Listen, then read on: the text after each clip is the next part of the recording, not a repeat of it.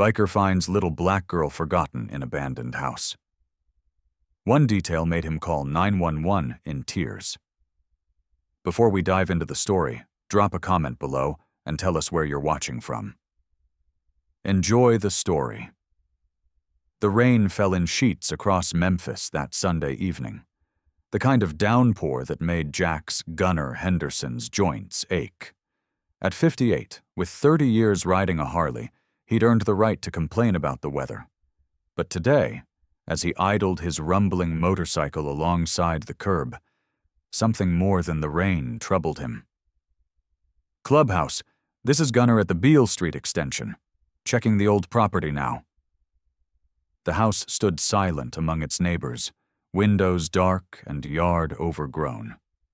Just another abandoned property, victim to the economy. Jax had seen hundreds like it over the years. "Probably just squatters looking for shelter," he muttered, killing the engine and clicking on his heavy-duty flashlight. The front door hung partially open, swollen from rain. Jax noted the broken lock, but also something peculiar. No footprints in the dust except for a single neat path. Someone had been here recently, walking with purpose. "Hello? Anyone home?" he called, his gruff voice echoing through empty rooms. The downstairs showed typical abandonment. Discarded furniture, forgotten mail, the sad remnants of a hasty departure. But as Jax climbed the stairs, his heavy boots thudding, he noticed something strange. While most of the house was coated in dust, the staircase handrail was clean as if grabbed regularly. On the second floor, Jax methodically checked each room. Empty bathroom. Empty bedroom. Empty bedroom again. Then he reached the last door. Closed, unlike the others, with a heavy bookshelf pushed against it from the outside. A chill ran down his spine that had nothing to do with the rain. "Why would someone barricade a door in an empty house?" he whispered. With a grunt of effort, Jax shoved the heavy bookshelf aside. The door was locked, but a firm kick from his boot broke the aging mechanism. The hinges creaked as the door swung open, revealing darkness. His flashlight beam cut through the gloom, illuminating something that stopped his heart. A small bed with a tiny figure curled beneath a blanket. Surrounding the bed were plates of untouched food in various stages of decay, alongside pristine, brand-new toys still in their packaging, as if time had frozen. "Hey there," Jax called softly, approaching slowly so as not to scare her. The blanket moved slightly. A child, a little black girl no more than 7 with braided hair, lay there, her eyes open but unfocused, her frame painfully thin. She didn't cry out or speak, just watched him with a hollow gaze that had seen too much. Jax knelt beside the bed, his large, tattooed hands trembling as he reached for his phone. 911, he said, his voice breaking. "I need an ambulance at 1423 Beale. Priority 1, I found a child. She's alive." As sirens wailed in the distance, Jax noticed a drawing partially hidden beneath the bed. Stick figures of a family with one small figure separated from the others by what looked like a cage. The girl's tiny, dark hand suddenly moved, weakly gripping his gloved finger. In that moment, as rain pounded against the window and the wail of approaching ambulances grew louder, Jax Henderson made a silent promise to this forgotten child. "You're safe now, little bit," he whispered, tears mingling with raindrops on his weathered, bearded face. "I'm not going anywhere." The fluorescent lights of Methodist Hospital cast harsh shadows across Jax's face as he sat in the waiting room, his leather vest resting on his knee. 3 hours had passed since the ambulance had rushed the little girl through those emergency doors. 3 hours of questions without answers. "Mr. Henderson?" A doctor approached, clipboard in hand. "I'm Dr. Patel. We've stabilized her." Jax stood quickly, his boots scraping the floor. "How is she?" "Malnourished and dehydrated, but recovering. Remarkably, there are signs someone was trying to care for her. She has prescription medications in her system. It's unusual." "Can I see her?" Dr. Patel hesitated, eyeing Jax's biker attire. She's sedated now. Child Services has been notified. Please, Jax interrupted, his voice rough. I found her. I just need to know she's okay. Something in his voice must have resonated with the doctor, who nodded and led him down the corridor.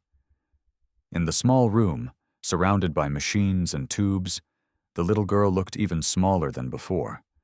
Her dark braids had been neatened, her thin arms connected to IV lines. We don't even know her name, Jax whispered. The social worker will be here in the morning, Dr. Patel said, placing a comforting hand on Jax's leather-clad shoulder. You should go home, get some rest. But Jax couldn't leave. Something about this child, this case, had lodged in his heart. As Dr. Patel left, Jax gently placed the stuffed bear he'd purchased from the gift shop beside her pillow. Gunner, what are you still doing here? Jax turned to see Detective Sofia Martinez in the doorway, her expression unreadable. Just making sure she's settled, he replied. This isn't like you, Martinez observed. Getting personally involved. You didn't see how she was found.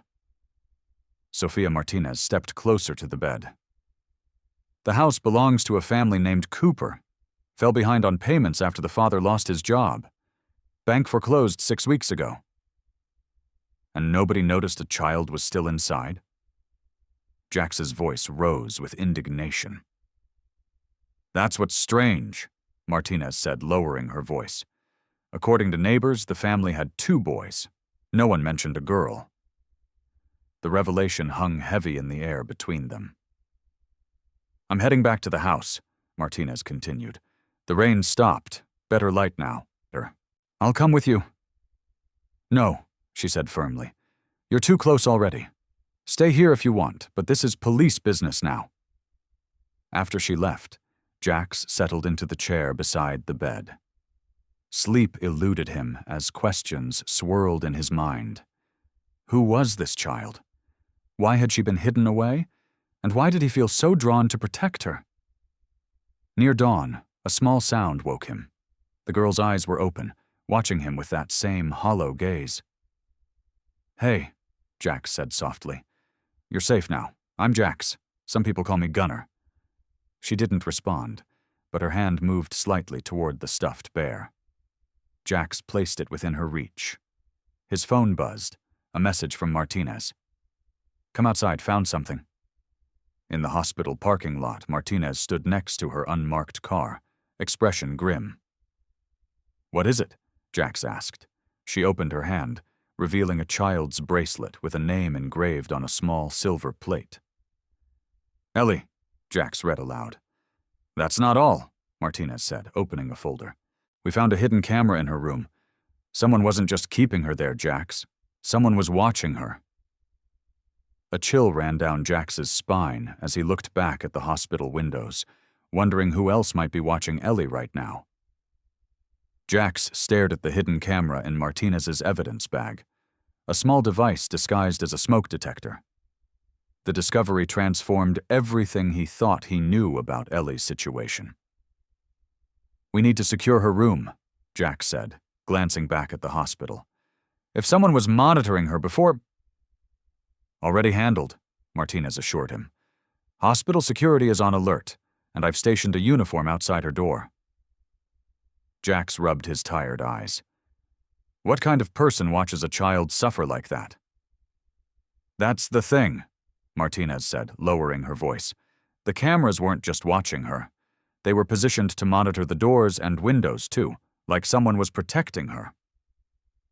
Before Jax could respond, his phone rang. It was Clay, his club president, demanding his immediate return to the clubhouse. The call was brief but clear. Jax was being told to back off.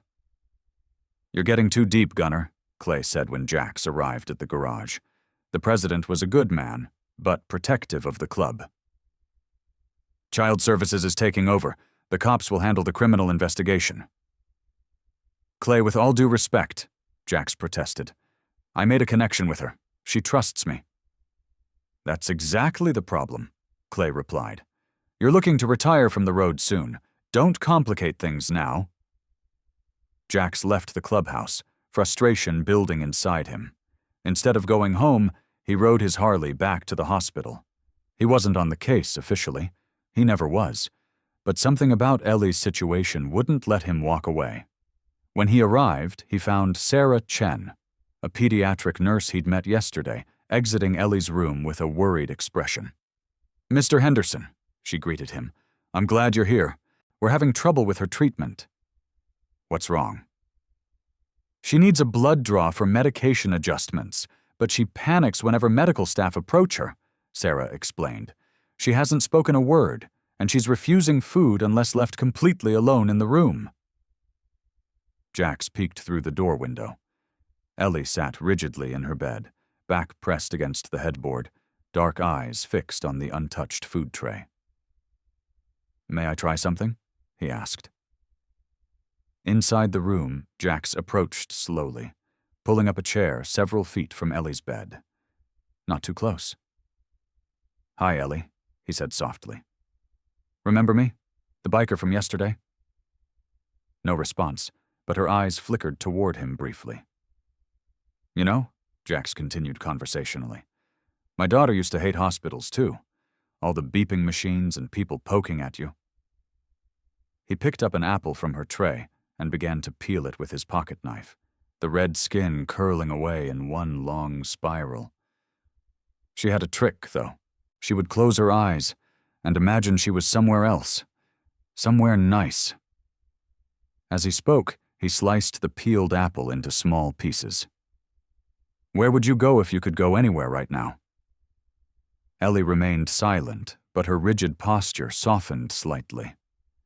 "Me? I'd go riding. There's a highway out west, so quiet you can hear the wind singing through the canyons." Jax placed the apple slices on a napkin and set them on the edge of her bed, not pushing them toward her. "Sometimes just pretending you're somewhere else makes the hard things easier." To his surprise, Ellie reached for an apple slice and took a tiny bite. Outside the room, Sarah watched in amazement. "How did you do that?" Jax shrugged. "Just something I learned with my daughter." "She had—" He paused, the memory still painful after all these years. "Special medical needs, too." When the phlebotomist arrived for the blood draw, Jax stayed, telling Ellie stories about imaginary motorcycle trips while she closed her eyes tight. One small tear escaped, but she remained still, allowing the procedure. Afterward, Sarah pulled Jax aside. "The social worker is coming tomorrow morning. I thought you should know." "Thank you," Jax said, then hesitated. "Sarah, did you notice anything unusual in her medical assessment?" "Like what?" "Like signs of specialized care. The detective found prescription medications at the house." Sarah's expression changed. "Actually, yes, she has a rare autoimmune condition. The treatment protocol is complex, but whoever was caring for her before knew what they were doing. Her medication levels are precisely maintained." "That doesn't sound like neglect," Jax observed. "No," Sarah agreed. "It sounds like someone who cared a great deal, but something went very wrong. As Jax left the hospital that evening, he spotted a car parked across the street, a figure watching the hospital entrance. When Jax stepped toward it, the car pulled away quickly, disappearing into traffic. Back in his apartment, Jax couldn't sleep. He spread out the few personal items they'd found with Ellie, the bracelet, the drawing of the separated family, and a torn photograph showing what appeared to be a cabin in the woods. Half the photo was missing, deliberately cut away. "What happened to you, Ellie?" he whispered to the empty room. "And who's still looking for you?" The social worker, Mrs. Grayson, was everything Jax expected. Efficient, overworked, and bound by protocols that rarely bent for individual circumstances. He watched from the hallway as she interviewed Ellie, noting how the child retreated further into silence with each question. "Mr. Henderson," Mrs. Grayson greeted him afterward, flipping through her clipboard. I understand you've been visiting regularly despite having no relation. I've established a connection with her, Jax replied evenly. Mrs. Grayson adjusted her glasses. While that's commendable, attachment can complicate transitions. Ellie will be transferred to Brightview Children's Center tomorrow, pending family location. Jax's stomach tightened. Brightview? That facility has been cited for staffing errors 3 times this year. It's the only placement available for her special medical needs, Mrs. Grayson replied, unless you're suggesting an alternative. The challenge in her voice was clear. Jax had no authority here, no legal standing to intervene. May I at least prepare her for the move? He asked. Mrs. Grayson hesitated, then nodded. 10 minutes. Inside, Ellie sat cross-legged on her bed, methodically arranging and rearranging the apple slices on her tray without eating them. Hey there, little bit, Jax said gently, sitting in his usual chair. That's a nice pattern you're making. Ellie's hand stilled, but she didn't look up. I wanted to tell you about tomorrow, he continued. You'll be going to a new place called Brightview. They have other children there and doctors who can help you feel better. At the word Brightview, Ellie's head snapped up, her eyes suddenly alert and fearful. It's going to be okay, Jax assured her, though doubt crept into his voice. They'll take good care of you until... No, Dark. The words were so quiet, Jax almost missed them. What did you say? Ellie's fingers clutched the bedsheet. No dark room, please. Her first complete sentence spoken with such desperate clarity that Jax felt his heart constrict. Ellie, did someone keep you in a dark room? Instead of answering, she reached for her drawing from beneath her pillow. The stick figure family with one separated by what he'd thought was a cage. Looking closer now, he realized it wasn't a cage at all. It was a room with a window, a small figure inside, while shadows loomed outside. Who are these people? Jax asked, pointing to the shadows. Ellie shook her head vehemently, refusing to speak again, but her message was clear. Brightview terrified her. Outside, Jax found Nurse Sarah reviewing charts. Ellie spoke, he told her urgently. She's afraid of dark rooms and this Brightview transfer. Sarah glanced around before lowering her voice. Listen, I shouldn't say this, but Brightview has a reputation. They separate difficult cases in isolation rooms when they're short-staffed. We need to delay this transfer, Jax insisted. On what grounds? You're not family, and officially you're just a bystander. Before Jax could respond, his phone rang. Detective Martinez. Jax, I found something. Meet me at the station in 20. At the precinct, Martinez led him to her desk where surveillance footage played on her computer, a corner store camera 3 blocks from the Cooper house. She explained. Watch. The grainy footage showed a woman in a hooded jacket standing across from the abandoned house, watching it intently. Her face was mostly hidden, but her posture conveyed vigilance, not threat. This is from 2 days before you found Ellie, Martinez said. She stands there for nearly an hour, then leaves when a patrol car drives by. She was checking on the house, Jax realized. Exactly. And look at this. Martinez switched to another clip showing the same woman leaving a package on the doorstep after dark. Food deliveries. Someone was trying to care for Ellie remotely. The mother possibly, but why leave your child and just watch from afar? Unless she was hiding her, Jax finished. But from what? Martinez pulled out a file. I looked into the Cooper family. Thomas Cooper, the father, lost his job at MedCorp Pharmaceuticals last year. Medical bills piled up, all for specialized treatments not covered by insurance for Ellie's condition, Jax said. Here's where it gets interesting, Martinez continued. After they lost the house, Thomas Cooper applied for emergency housing assistance 3 times, Each application lists 4 family members, 2 adults, 2 children. Both children are boys. Ellie doesn't officially exist, Jax whispered, the implications dawning on him. No birth certificate, no social security number, no school records, Martinez confirmed. It's like she was deliberately kept off the grid. As Jax drove his bike home that evening, the pieces refused to align. A family in crisis, a hidden child with expensive medical needs, a mother watching from shadows, and tomorrow Ellie would be transferred to a facility she clearly feared. In his apartment, Jax stared at the photo of his daughter on the mantel, smiling despite the hospital bracelet on her thin wrist. He remembered the helplessness of watching her suffer, of fighting insurance companies and medical bureaucracy while her time slipped away. "Not again," he whispered to the empty room. "Not if I can help it." He picked up his phone and dialed a number he hadn't used in years.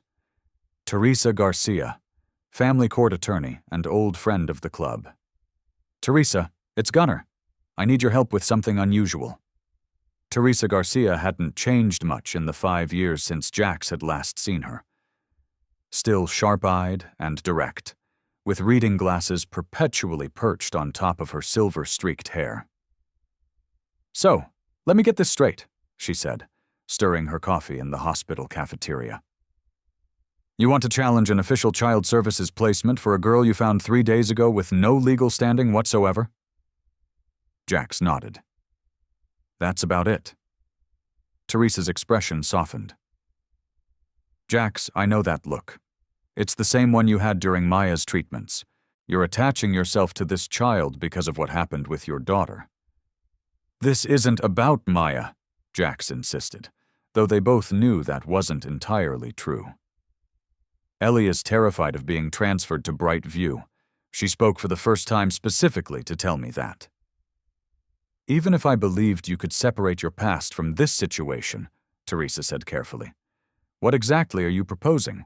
Foster care applications take weeks, sometimes months. What about emergency temporary guardianship, just until they locate her family or find a better placement?" Teresa nearly choked on her coffee. "You? Jax, you live alone. You ride a Harley. You have no experience raising a child with special medical needs. Recently, anyway." The irony of her statement hung between them. They both knew that wasn't true either. Before Jax could respond, Nurse Sarah rushed into the cafeteria, her face flushed with excitement. "Mr. Henderson, come quickly. Ellie's relatives are here." Jax and Teresa exchanged surprised glances before following Sarah to the pediatric floor. Outside Ellie's room stood Mrs. Grayson, speaking with an older couple who looked travel-worn and anxious. "These are the Whitmans," Mrs. Grayson explained. "Margaret is Thomas Cooper's aunt. They drove from Virginia as soon as they were notified." Margaret Whitman, a slight woman in her 60s, stepped forward. "We had no idea any of this was happening. We lost touch with Thomas after his mother and my sister passed away. To think that poor child was left alone." Her voice cracked with emotion. "They've already signed the preliminary custody forms," Mrs. Grayson added. "Ellie will be going home with them tonight." Jax felt a conflicting rush of relief and loss. This was the best outcome for Ellie. Family who wanted her, not an impersonal facility. Yet he couldn't ignore the strange emptiness opening in his chest. May I say goodbye to her?" he asked. Mrs. Grayson nodded reluctantly. Inside the room, Ellie sat alert, watching the adults outside her door with weary eyes. When she saw Jax, something flickered across her face. Recognition, perhaps even trust. "Ellie," Jax said gently, "some people are here to take you home. They're your family, your dad's aunt and uncle. They're going to take good care of you." Ellie's expression didn't change, but her fingers tightened around her stuffed bear. "I brought you something," Jax continued, pulling a small card from his vest pocket. "This has my phone number on it. If you ever need anything at all, you can call me. I promise I'll answer." As he placed the card in her small hand, Ellie suddenly reached out and touched the silver star pin on his leather cut, then looked up into his eyes with a question she couldn't or wouldn't verbalize. "I'll always be looking out for you," Jax assured her, understanding somehow. "That's what bikers do. Help people who need it, like I helped you." For the briefest moment, Ellie's hand wrapped around his gloved finger, just as it had the day he found her. Then Mrs. Grayson appeared at the door with the Whitmans. "Time to go, Ellie," she announced. "Your family is ready to take you home." Jax stepped back, watching as the Whitmans approached Ellie with gentle smiles. Margaret knelt beside the bed, speaking softly. Howard Whitman hung back, his expression difficult to read. "Ready to go, sweetheart?" Margaret asked, holding out her hand. Ellie looked from the Whitmans to Jax, then slowly reached for her drawing, the one with the stick figures, and handed it to Jax. A parting gift. "Thank you," Jax said, his voice thick with emotion. "Be good, Ellie. Be safe." In the hallway, Teresa placed a comforting hand on Jax's shoulder as they watched the Whitmans lead Ellie toward the elevator, her few possessions packed in a hospital-provided bag. "You did the right thing," Teresa assured him. "I know," Jax replied, though the heaviness in his chest disagreed. Later that evening, as Jax sat alone in his apartment staring at Ellie's drawing, his phone rang. "Detective Martinez," her voice tense. "Jax, the Whitmans never made it to their hotel. They checked out 30 minutes after leaving the hospital, and their vehicle was spotted heading west on the interstate." "What are you saying?" "I'm saying something feels wrong. I ran a deeper background check. Howard Whitman worked for MedCorp Pharmaceuticals, the same company that fired Thomas Cooper. And I found something else. The Whitmans' identification. The address they listed doesn't exist." Jax's blood ran cold as he stared at the drawing in his hand, a child hidden while shadows loomed outside. "They're not taking her to Virginia," he realized. "They're running." "We've already alerted state police," Martinez said. "But Jax, Ellie left something at the hospital. A nurse found it tucked under her mattress." "What?" "An envelope addressed to you. Inside was just a bracelet identical to the one she was wearing, but with a different name engraved on it." "What name?" Jax asked, already reaching for his motorcycle keys. "Maya," Martinez replied. "Your daughter's name." The bracelet lay in Jax's palm, its silver surface catching the precinct's fluorescent lights. Maya's name, his daughter's name, engraved on the delicate plate, identical to Ellie's in every way except for those 4 letters. "This can't be coincidence," Jax said, his voice barely above a whisper. Martinez paced behind her desk, face grim. "The Whitmans' rental car was found abandoned at a bus station in Little Rock. CCTV shows them boarding a westbound bus with Ellie." "She went willingly?" Jax asked. "Appears so," Martinez confirmed, sliding surveillance photos across the desk. "No signs of distress. The images showed Ellie holding Margaret Whitman's hand, her expression unreadable as they climbed aboard the bus, her stuffed bear clutched tightly against her chest." "How did these people even know about Ellie?" Martinez demanded rhetorically. "The press release didn't include her name or photo." "Someone inside the system," Jax suggested. "Hospital staff, social services, or the people who were watching her." "Through that camera," Martinez finished. "The same people who know about Maya somehow." Martinez's expression softened slightly. "Jax, I understand this feels personal now, but it is personal. They used my daughter's name to get my attention. They wanted me to find that envelope," Jax insisted, closing his fingers around Maya's bracelet. "Or to distract you," Martinez countered. "Keep you focused on the connection to Maya while they disappeared with Ellie." Jax stood abruptly. "I need to go back to the Cooper house. There's something we missed." "Jax, you can't officially investigating this," Martinez reminded him. "Then I'm taking a ride," Jax replied, already heading for the door. Consider me a concerned citizen following up on a hunch. Outside, rain had returned to the city, turning the evening streets into mirrors of neon and shadow. Jax rode to the abandoned house where everything began. Police tape still fluttered around its perimeter. Using his flashlight, he made his way up the familiar stairs to Ellie's room. In daylight, investigators had combed through every inch of the space. But sometimes darkness revealed what light concealed. Jack switched off his flashlight and stood in the pitch-black room, waiting for his eyes to adjust. Gradually, he noticed a faint glow coming from the baseboard near the closet. Kneeling, he discovered a small nightlight plugged into a low outlet. Its dim blue light was barely visible unless the room was completely dark. She was afraid of the dark, Jax whispered, remembering Ellie's words. No dark room. Next to the nightlight, almost invisible against the wall, was a child's handprint in faded paint. Jax placed his hand over it, feeling a father's instinct he thought had died with Maya. His phone vibrated. A text from Martinez. Bus arrived in Fayetteville. No sign of them. Searching hotels now. As Jax stood to leave, his heavy boot knocked against something beneath the bed, a loose floorboard. Prying it up, he discovered a small metal box. Inside lay a worn journal and several flash drives labeled with dates. The journal's first page made his blood run cold. If you're reading this, we couldn't come back for her. Please help our Ellie. They're watching us. They're always watching. Trust only the biker with the silver star.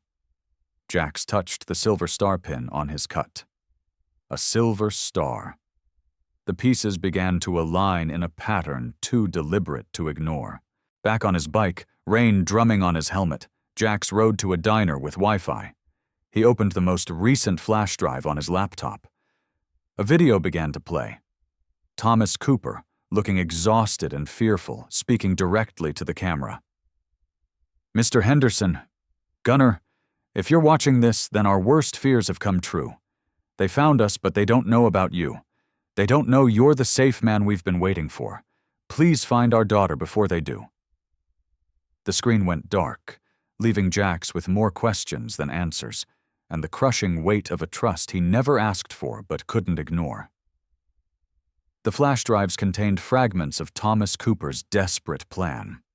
Video journals, medical records, and scattered messages meant for someone he called the safe man. Jax watched them in sequence at Teresa's office, the attorney's expression growing more troubled with each revelation. He knew you would find her, Teresa said, pausing the latest video. But how? You were just checking a property. Not by chance, Jax realized.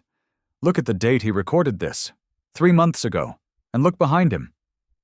Teresa leaned closer to the screen, noticing the newspaper clipping pinned to the wall. Jax receiving a community service award for the club's annual toy drive. His photo, wearing his cut with the silver star pin, clearly visible. He researched you, she whispered. Selected you specifically. Because of Maya, Jax added. The medical records on these drives, Ellie's condition is almost identical to what my daughter had. Thomas Cooper worked for MedCorp Pharmaceuticals, the same company that developed the experimental treatment Maya received.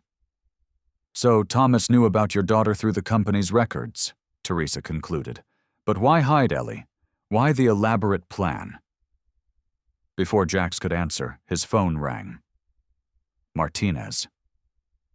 We found them, she said without preamble. Hotel security camera in Branson caught Howard Whitman using an ATM. They're traveling under different names now, but it's definitely them. Are they still with Ellie? Yes. And here's the strange part. They're heading to the Lake of the Ozarks. Jax's breath caught. The torn photograph found with Ellie. A cabin in the woods. They're taking her home. After ending the call, Jax turned to Teresa. I need to go to the Ozarks tonight. Jax, think this through, Teresa cautioned. Even with this evidence, you have no legal authority. This is a job for the FBI at this point. And how long will that take? The system failed Ellie once already. Jax's voice softened. Teresa, you saw those medical records. Without proper treatment, Ellie's condition could deteriorate quickly. The Whitmans are taking her off-grid, away from hospitals. Teresa studied him for a long moment, then sighed. I'll make some calls. My cousin works with a family court judge in Missouri. Maybe we can get emergency intervention orders ready. Thank you, Jax said, already gathering the drives. And I need one more favor. 2 hours later, Jax sat across from his club president, Clay. The evidence spread between them. To his surprise, Nurse Sarah sat beside him, clutching Ellie's medical chart. This is highly irregular, Gunner, Clay grumbled. But necessary, Sarah insisted. As Ellie's primary care provider, I'm formally expressing concern that her custodians have removed her from medical supervision against doctor recommendations. And these flash drives clearly show Thomas Cooper's intent, Jax added. The Whitmans aren't relatives. They're former colleagues helping the family hide. Clay rubbed his temples. Even if I believe all this, Gunner, what exactly are you asking for? Leave of absence, 5 days.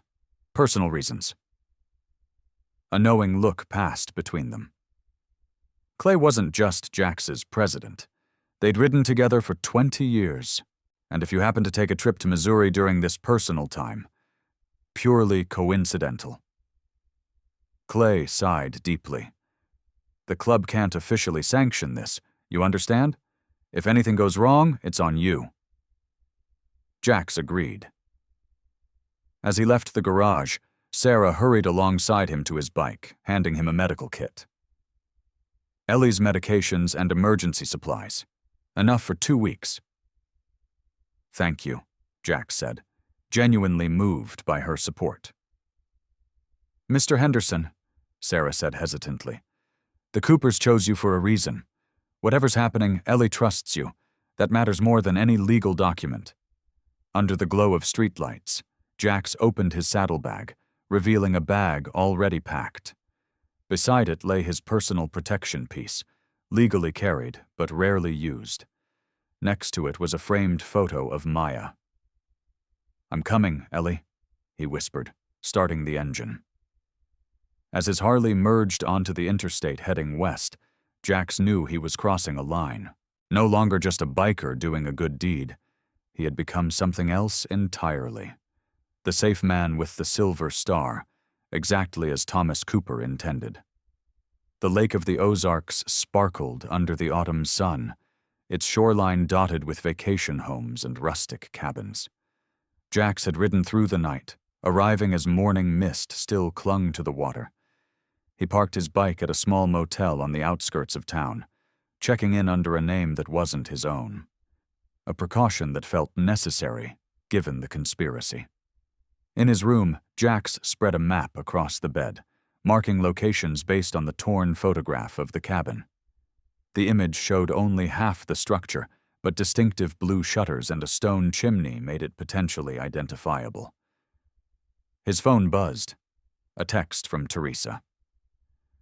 Judge Morgan reviewing emergency custody petition. Needs more evidence of immediate danger. Call me. Jax sighed. The legal system moved at its own pace, regardless of urgency. He couldn't wait. At the local realty office, a friendly agent named Donna was happy to help a potential buyer interested in secluded properties. Blue shutters and a stone chimney, she mused, clicking through her database. That narrows it down. Most cabins here are pretty standard. After several minutes, she turned her monitor toward him. Could be the Henderson place, though they painted those shutters last year. Or maybe the old Cooper property. But that's been in foreclosure. Jax's pulse quickened. Cooper property? Shame about that one. Beautiful location, North Shore. Been vacant since the bank took it last spring. Family troubles, I heard. 20 minutes later, Jax parked his bike half a mile from the address Donna had provided. The last stretch he would cover on foot through woods that bordered the Cooper cabin. As he approached through the trees, he saw them, the blue shutters, From the photograph, now weather-worn and peeling, the cabin stood on a gentle slope above the lake, isolated from neighboring properties by thick forest. A silver sedan sat in the gravel driveway. The Whitman's rental car. Jax circled cautiously, staying within the tree line. Through binoculars, he watched Howard Whitman carrying groceries inside, while Margaret sat on the porch swing, looking out over the water. Of Ellie, there was no sign. As dusk approached, lights came on inside the cabin. Through a side window, Jax finally spotted Ellie sitting at a kitchen table, Margaret brushing her hair with gentle strokes. The scene looked so normal, so peaceful, that Jax questioned his own assumptions. What if he was wrong? What if the Whitmans truly were trying to protect her? His radio crackled softly. A secure channel Martinez had arranged, connected to the local sheriff's office where she'd sent the evidence. "Jax," came her voice through static. "We got a hit on Howard Whitman. He's not Thomas Cooper's uncle. He was head of security at MedCorp Pharmaceuticals before resigning suddenly last year." Security? Not research? Corporate security, specialized in internal investigations and problem management, according to his profile. The pieces shifted again, forming a darker pattern. Jax's eyes returned to the cabin, now seeing it differently, not as a refuge, but as a hiding place, not as a home, but as a temporary stop. As night fell, Jax moved closer, finding a spot beneath an old pine with a clear view of the cabin's rear entrance. The sound of raised voices drifted through a partially open window. "They're closing in," Howard's voice, tense and urgent. "We can't stay here past tomorrow." "She needs stability," Margaret protested. "Look what all this running has done to her already." "Better scared than captured," Howard replied grimly. "If they find her, everything Thomas exposed will be buried. You know what's at stake. And what about her? What about what Ellie needs?" The argument continued, but Jax's attention shifted to movement on the cabin's second floor. A small face appeared at a bedroom window, Ellie looking out at the night sky. For a brief moment, her eyes seemed to find his hiding place among the shadows. Then, deliberately, she placed her palm against the glass, the same gesture as the handprint in her bedroom at the abandoned house. A signal. Jax raised his hand in response, unsure if she could see him in the darkness, but somehow he knew she understood. He wasn't just coming for her. He was already there. Dawn broke over the lake with a gentle mist rising from the water. Jax, stiff from his night of surveillance, watched as Howard Whitman loaded bags into the sedan's trunk. They were preparing to move again just as he'd overheard. His phone vibrated, a message from Teresa. "Judge needs proof of connection between MedCorp and current situation. Anything on the flash drives?" Jax hadn't had time to review all the files Thomas Cooper had left behind. Retreating deeper into the woods, he opened his laptop and inserted one of the drives, searching for anything that might explain the stake Howard had mentioned. A video file labeled "For the Safe Man," final testimony began to play. Thomas Cooper's gaunt face filled the screen, his eyes haunted but determined. "Gunner, if you're watching this, officer, biker, whoever you are to the world, then you found Ellie and realized the truth. MedCorp isn't just a pharmaceutical company. It's built on exploiting children like our daughter, like your Maya." Jax's breath caught. The video continued, Thomas explaining how he discovered internal documents showing MedCorp had deliberately suppressed affordable treatments for rare childhood conditions while developing expensive alternatives accessible only to the wealthy. Ellie was born with the same condition they used to test these treatments. When I found evidence they were falsifying results and hiding side effects, I planned to expose everything. Thomas's voice broke.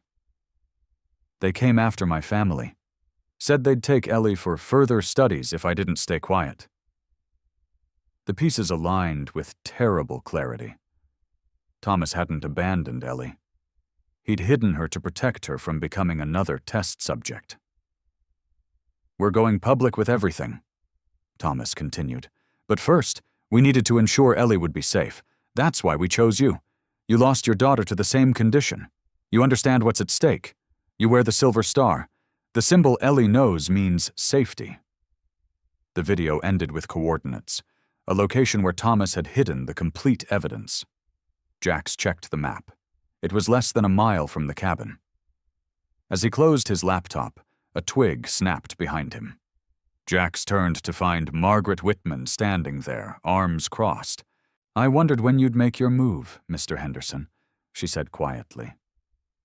Jax stood slowly, hands visible. "Mrs. Whitman." "Margaret is fine, and I'm not here to stop you." Her expression softened. "I was Thomas's research partner at MedCorp before all this happened. I helped him hide his findings when we realized what the company was doing." "Where is Thomas now?" Jax asked. "And Ellie's mother?" Margaret's eyes filled with tears. "In protective custody with their sons. The plan was for all of them to disappear together. But when the whistleblower case went public, MedCorp security started searching for them. Ellie was too sick to travel quickly, so Thomas made the impossible choice to hide her temporarily at the house in Memphis with monitoring systems so they could watch over her remotely." Margaret confirmed. "It was only supposed to be for 3 days, but then Thomas and Laura were discovered and had to flee immediately with the boys. And you've been running with Ellie ever since I found her," Jax concluded. "Howard worked security at MedCorp. He knows their methods. He's been keeping us one step ahead." Margaret glanced back toward the cabin. "But he's right. They're closing in. Corporate fixers, private investigators. They'll do anything to silence Thomas and recover his evidence. Including using Ellie as leverage," Jax realized. Margaret nodded. "Thomas trusted you to protect her. He knew your history, your integrity. The question is, can we?" Before Jax could answer, a child's voice called from the direction of the cabin. "Margaret, where are you?" It was Ellie standing on the back porch clutching her stuffed bear. When she spotted Jax among the trees, her eyes widened. For a breathless moment, he feared she might scream or run. Instead, she lifted her hand in a small wave and spoke a single word that changed everything.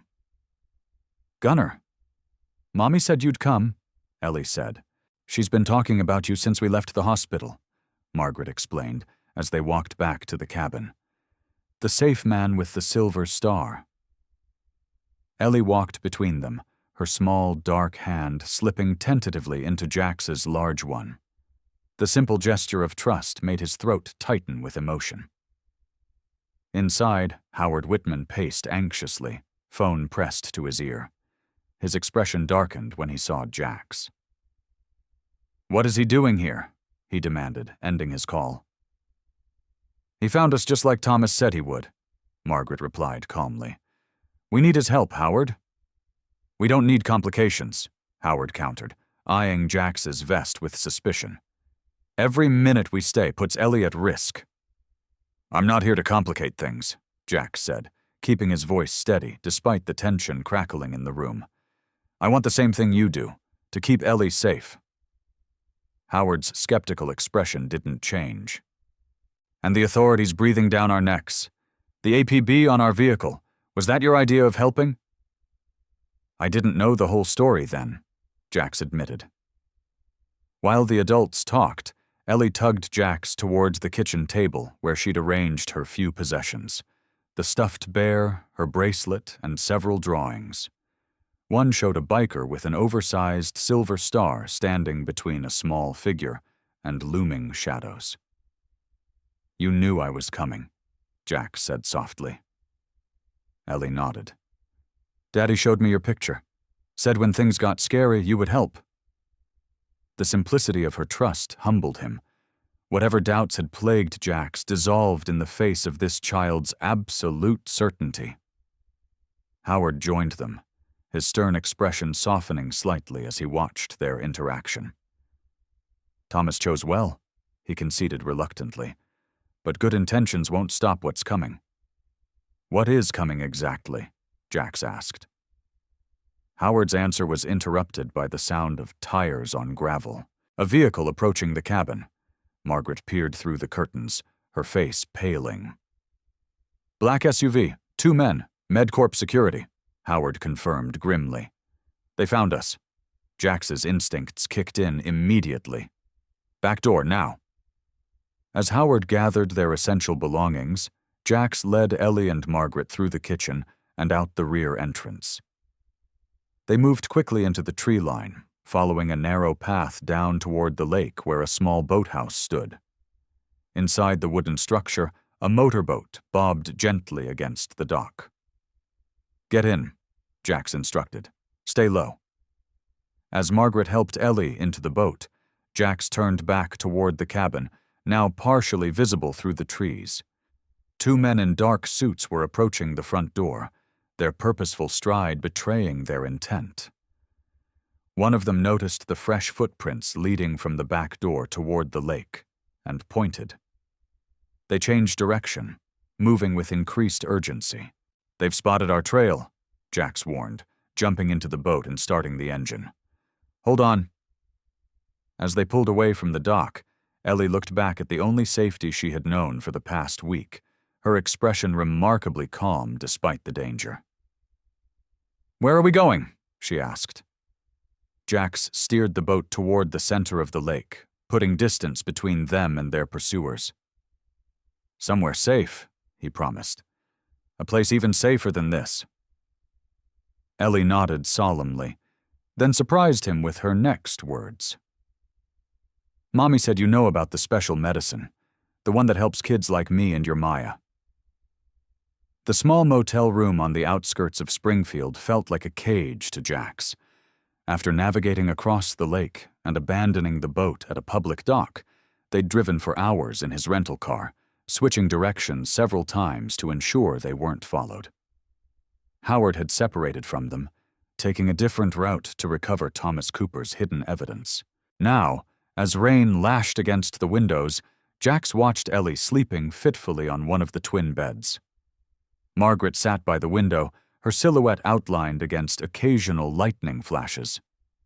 Her medication is running low, Margaret said quietly. The special compound Thomas developed isn't commercially available without... She didn't finish the thought. She didn't have to. Jax's phone vibrated. Teresa calling. Bad news, she said without preamble. Judge denied our emergency petition. Without Ellie physically present in court, he wouldn't consider the evidence. What about the FBI? They're investigating MedCorp based on Thomas's whistleblower claim. But corporate cases move slowly. They're not treating Ellie's situation as a priority. Another dead end.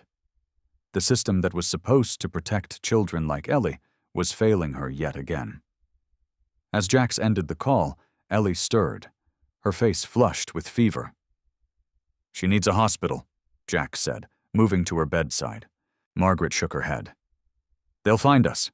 Medical facilities are the first place they'll check. Then we make our stand here, Jax decided. I won't keep running while she gets sicker.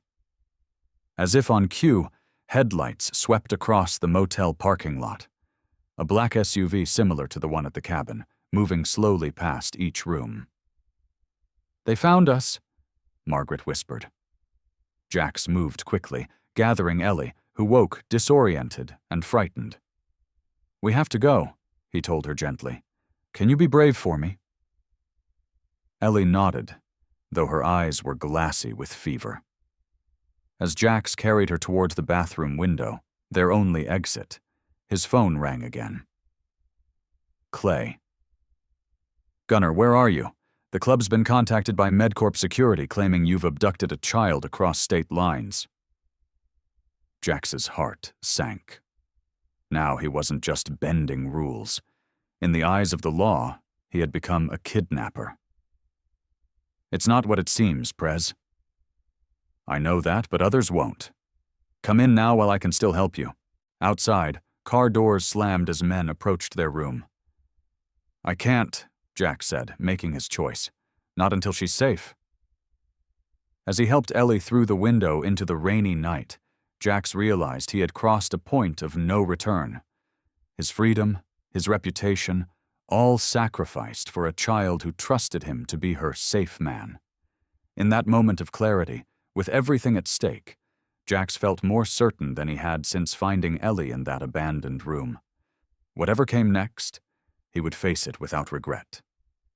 For the first time in 30 years, Jax Henderson was a fugitive. The irony wasn't lost on him as he drove through the rainy Missouri countryside, Ellie sleeping fitfully in the back seat, Margaret keeping watch for pursuing vehicles. "Where are we going?" Margaret asked, her voice taut with exhaustion. "Somewhere I haven't been in a long time," Jax replied, turning onto a narrow country road. The headlights illuminated a weathered sign. "Whisper Ridge Retreat, 3 Summersuings." Beyond it lay the small cabin Jax had purchased after Maya's death, a place of solitude he'd eventually abandoned when the memories became too painful. "Will they look for us there?" Margaret worried. "It's not in my name," Jax explained. "After Maya passed, I put it in a trust for my sister. She manages the property." The cabin appeared through the trees, small and dark against the stormy sky, as Jax carried Ellie inside. Memories flooded. Maya sitting on the porch swing, laughing despite her illness. While Margaret settled Ellie in the bedroom, Jax built a fire in the stone fireplace, the familiar ritual calming his racing thoughts. His phone had no signal here, both a blessing and a curse. They were isolated but also unreachable. "Her fever's rising," Margaret reported, emerging from the bedroom. "Without her medication." Jax nodded grimly. "I know someone who might help us, my sister, but I'd need to reach town to make the call." Before Margaret could respond, headlights swept across the windows, a vehicle approaching slowly up the private drive. "They couldn't have tracked us here," Margaret whispered, panic edging her voice. Jax motioned for her to stay quiet as he moved to the window, hand instinctively reaching for his waistband. Through the rain-streaked glass, he could make out a single figure approaching. Not the tactical movement of MedCorp security, but the cautious steps of someone familiar with the property. The knock, when it came, was gentle. 3 soft taps. "Jax, it's Clara. Are you in there?" Clara Henderson, Jax's sister, a pediatric nurse he hadn't spoken to in nearly 2 years. When he opened the door, Clara's expression shifted from concern to shock as she took in his haggard appearance. "I knew it," she said softly. "When I saw the news about a biker kidnapping a child, I just knew you'd come here." "How did you find us?" Jax asked, torn between relief and caution. "The security system alerted me when someone entered the cabin. I came straight here." Clara stepped inside, shaking rain from her coat. "I've been trying to reach you for days." Her eyes widened as she noticed Margaret, and then drifted towards the bedroom where Ellie lay. "Is that her? The little girl?" "It's not what they're claiming," Jax started to explain. But Clara raised her hand to stop him. "I didn't drive 3 hours in a storm because I believed what they're saying about you," she said firmly. "I came because I know my brother would never risk everything without a reason that mattered." In that moment of acceptance, something broke inside Jax, the wall he'd built after Maya's death. "She needs medical help, Clara," he admitted, "and I don't know who else to trust." Clara set down her bag and removed her coat with a new determination. "Then it's a good thing you've got a pediatric nurse for a sister," she said, moving towards the bedroom. "Now tell me everything." As dawn broke over Whisper Ridge, Ellie's fever finally broke, too. Clara had worked through the night using supplies from her bag, adapting treatment protocols based on Margaret's knowledge of Ellie's condition. Watching his sister and Margaret working together to save Ellie, Jax realized something profound. He wasn't alone in this fight anymore. Morning sunlight filtered through pine branches, casting dappled patterns across the cabin's worn floorboards. Ellie sat at the small kitchen table, color returned to her cheeks, carefully coloring a drawing while Clara prepared breakfast.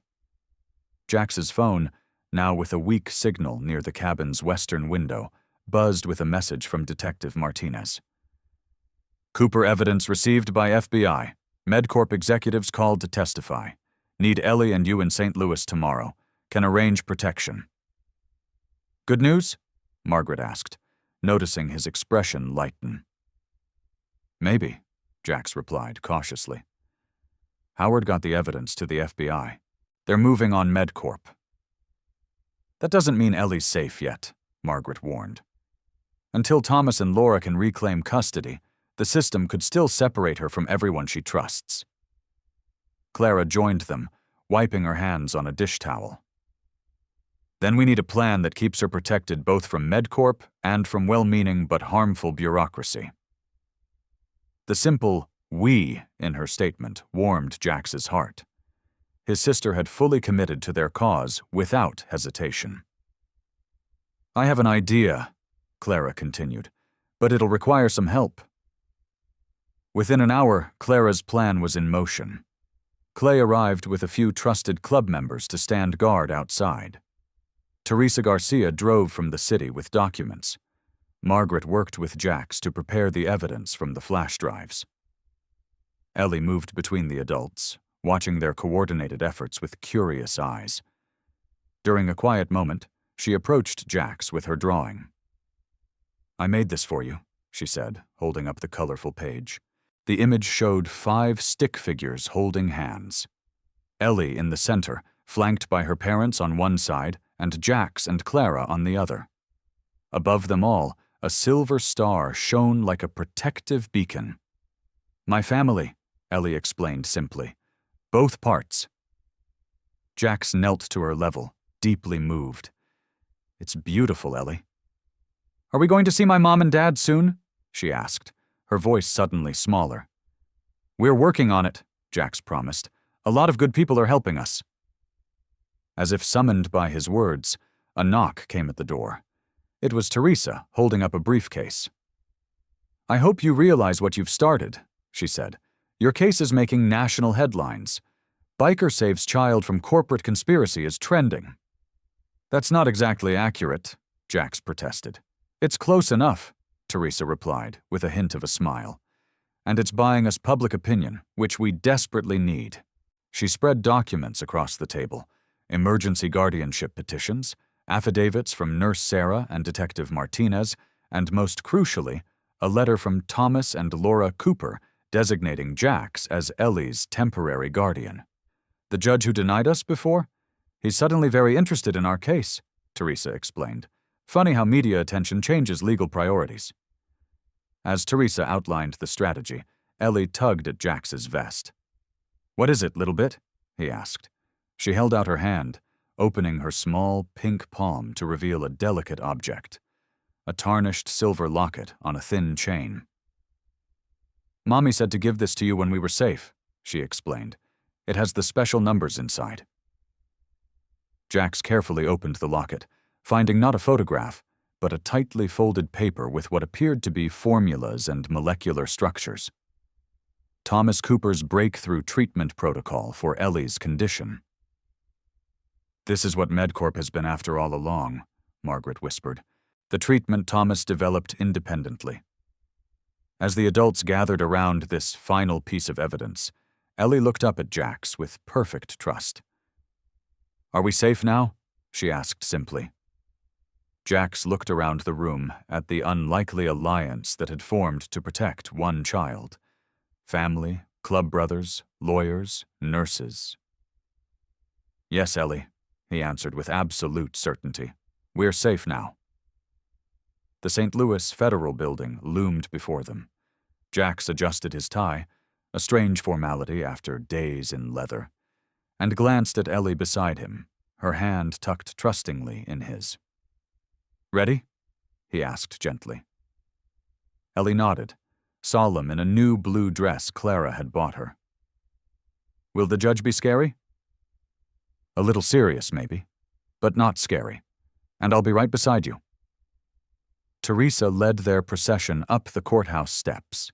Jax and Ellie in the center, flanked by Clara, Margaret, Martinez, and Clay. News cameras tracked their progress, reporters calling questions that Teresa expertly deflected. Inside, the courtroom hushed as they entered. On one side sat MedCorp's stern-faced representatives. On the other, FBI agents. Judge Harmon, a silver-haired woman with penetrating eyes, studied the group over her reading glasses. "This is a most unusual situation," she began. "Mr. Henderson, you stand before me having violated several laws in your protection of this child." Jax stood respectfully. "Yes, Your Honor." "Yet I also have before me testimony from the FBI validating extraordinary circumstances." MedCorp's lead attorney rose smoothly. "Your Honor, regardless of the allegations against my clients, Mr. Henderson has no legal standing.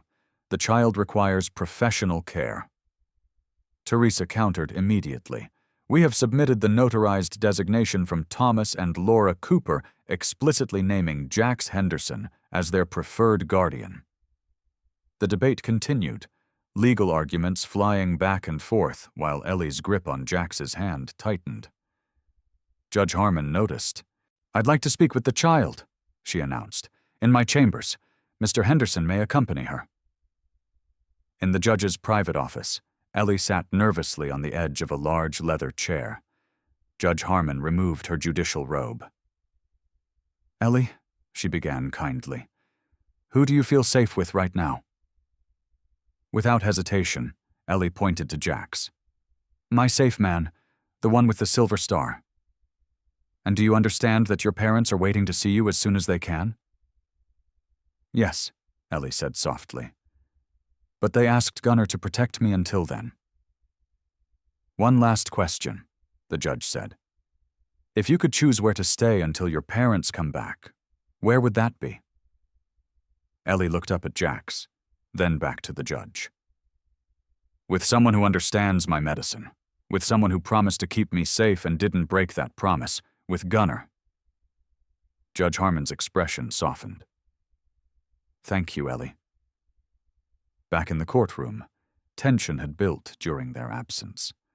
Judge Harmon took her seat. "In the matter of temporary guardianship for Ellie Cooper," she began, "this court finds sufficient evidence to grant emergency custody to—" The words hung suspended in the air. "Jax Henderson," Judge Harmon declared, her gavel punctuating the decision. "Pending reunion with Ellie's parents." 3 months later, on a crisp autumn morning, Jax sat on his Harley outside Methodist Hospital. Inside, Thomas and Laura Cooper embraced their daughter after weeks of careful coordination by federal marshals. The whistleblower case against MedCorp had exposed everything.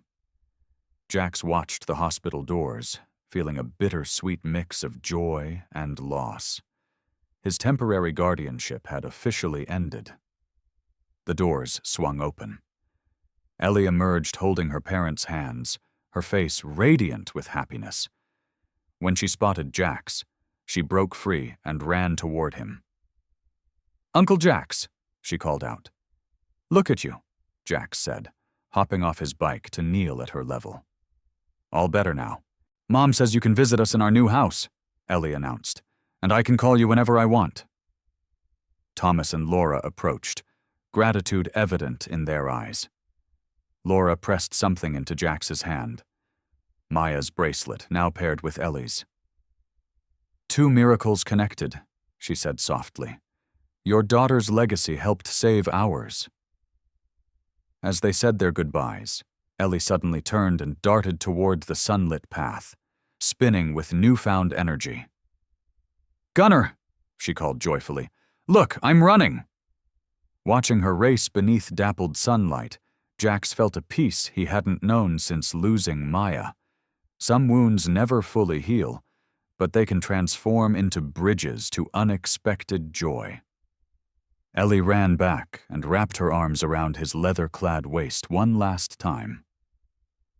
"Thank you for being my safe man," she whispered.